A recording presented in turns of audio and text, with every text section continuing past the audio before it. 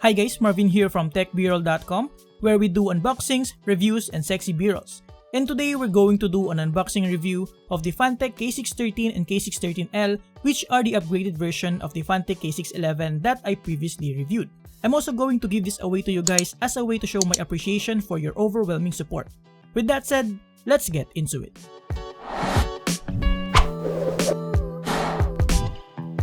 Alright guys, so right here I have the packaging for the Fantech K613 full-size gaming keyboard. And I also have here the 10 keyless version, the Fantech K613. So let's unbox the full-size version first. So it has 104 keys with media shortcuts, metal body, and all the key features here. And on this side we just have the model name branding. And then at the back of the box we have more information about its key features and specifications that we're going to tackle in depth later. So let's see what comes in the package. Okay, so the first thing you'll see upon opening the box is the keyboard itself, nicely protected by the usual foam sleeve.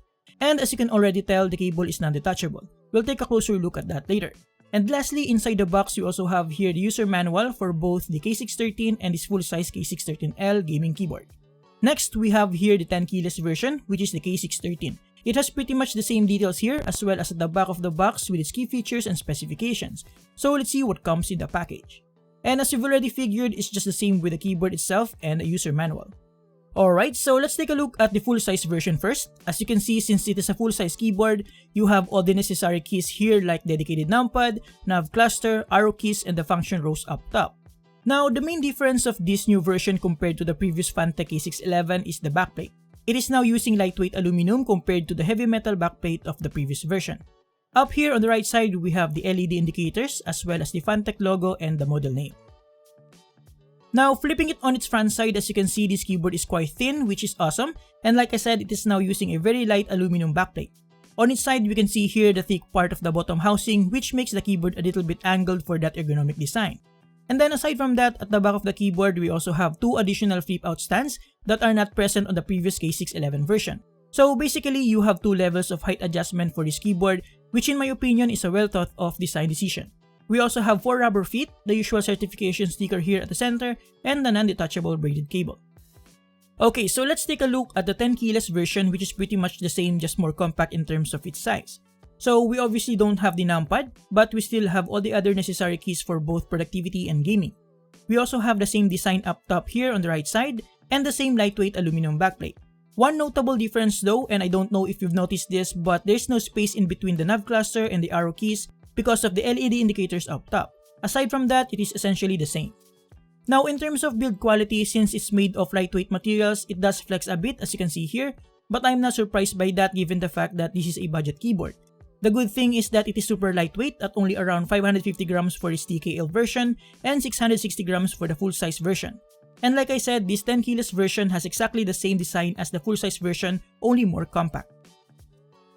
Now in terms of the layout, it is using the ISO layout with a large enter key, but I don't think that would matter much in terms of customization since you cannot just simply replace the keycaps on this keyboard. The fonts are almost the same as the old version with this gamery type of font face, and the quality of the painting and etching of the keycaps are not that good with a lot of imperfections. But I guess that's to be expected for an extremely budget keyboard like this, so I'm not going to be that critical on that. Now looking closer on the keycaps, this keyboard uses UV coated keycaps with laser etched fonts, and depending on how you use it, it can fade away over time. And since this is not using mechanical switches, you cannot easily replace the keycaps. Now in terms of the switches, or actually more like buttons, this keyboard uses rubber domes or membrane sheet underneath. It has an actuation force of 45 grams and has a tactile and bouncy feel due to the design of the rubber dome and is relatively quiet as well compared to a mechanical keyboard. And since it has this plastic housing that gets in contact with the keycaps, it somehow mimics the sound of a mechanical keyboard that is quite different from a traditional membrane keyboard. And that is the reason why some brands call it a mecha membrane or a mechanical feel keyboard. As for the stabilizers, they are surprisingly good even though it has different design compared to a mechanical keyboard. The only problem is that they are not consistent. The backspace, enter, shift, and spacebar greatly differ in terms of sound and overall feel, which is kinda annoying. And to give you a better idea, here's a quick sound test for you guys.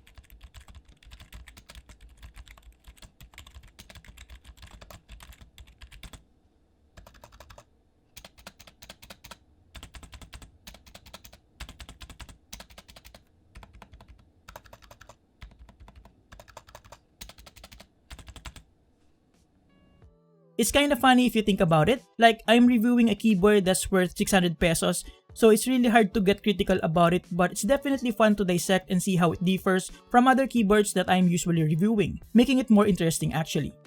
So yeah, going back, overall in terms of feel and experience, it is definitely different from a mechanical keyboard, but it also has its own advantage. Like, aside from the price, it is also relatively quiet, so if you don't like the noise a mechanical keyboard makes, then this is probably worth considering.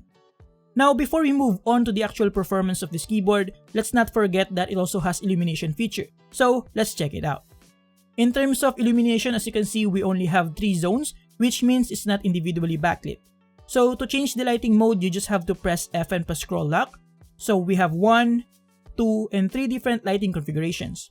Limited, yes, but again, you just have to set your expectations for a budget keyboard like this. You can also adjust the brightness by pressing page down and page up. Now here's how bright the illumination is when all of the lights on this room are turned off. I'd say it's pretty decent, substantial to be able to recognize all the keys on this keyboard. Now here's a quick size comparison between the Fantech K613 and the K613L. As you can see, they are almost identical when it comes to design instruction with minor differences. Alright guys, let's finally move on to the actual performance of this keyboard. In terms of NKRO or key rollover feature, as per specifications it has 19 keys anti-ghosting, but as per my testing it's quite inconsistent as you can see here.